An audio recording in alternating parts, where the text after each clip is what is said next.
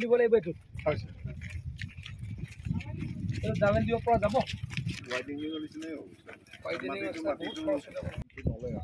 এবাৰ আমি সেইখিনি পাৰিম আপুনি নতুন পাছ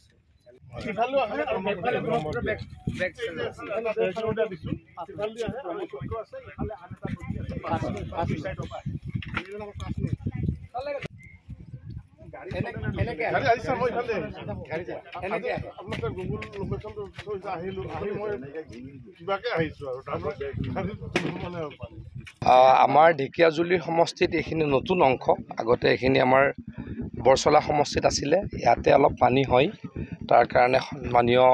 জ্যেষ্ঠ সতীৰ্থ মন্ত্ৰী অশোক সিংঘাল ডাঙৰীয়াই মোক ইয়ালৈকে আহিবলৈ আহ্বান জনাইছিলে গতিকে আজি আহি গোটেইখিনি চালোঁ ইয়াত আমাৰ প্ৰায় 5ৰ পৰা 5.5 কিলোমিটাৰ নতুন মথাউৰি লাগে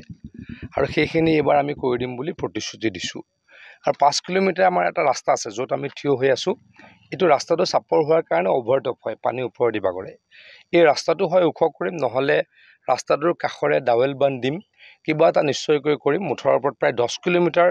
হ'ব তাৰে 5 কিলোমিটাৰ নতুন মথাউৰি আৰু এই 5 কিলোমিটাৰ য'ত আমি আছোঁ সেইটো হয় ওখ হ'ব নহয় ছাইডত ডাৱেল বান্ধ হ'ব কোনোবা এটা কৰিম নিশ্চয়কৈ কৰিম কৰি ঢেকিয়াজুলি সমষ্টিটোৰ বানপানীৰ পৰা ৰক্ষা কৰিবলৈ প্ৰচেষ্টা চলাম মই আজি আগতে কিছু চাগে কমিউনিকেশ্যন গেপ আছিলে মোক অশোক দাই কৈ আছিলে আজি 15 দিন 20 দিনৰ পৰা ইয়ালৈকে আহিবলৈ মই বিভিন্ন জেগা ঘূৰি থকাৰ কাৰণে আহিব পৰা নাছিলোঁ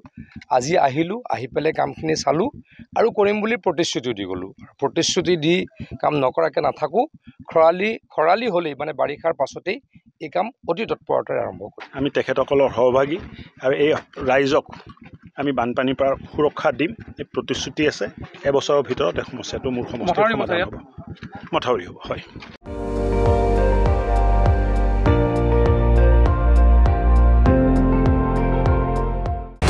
আপুনি চাই আছে ND24 সৰ্বশ্ৰেষ্ঠ নহয় সৰ্বোত্তমৰ দৌৰত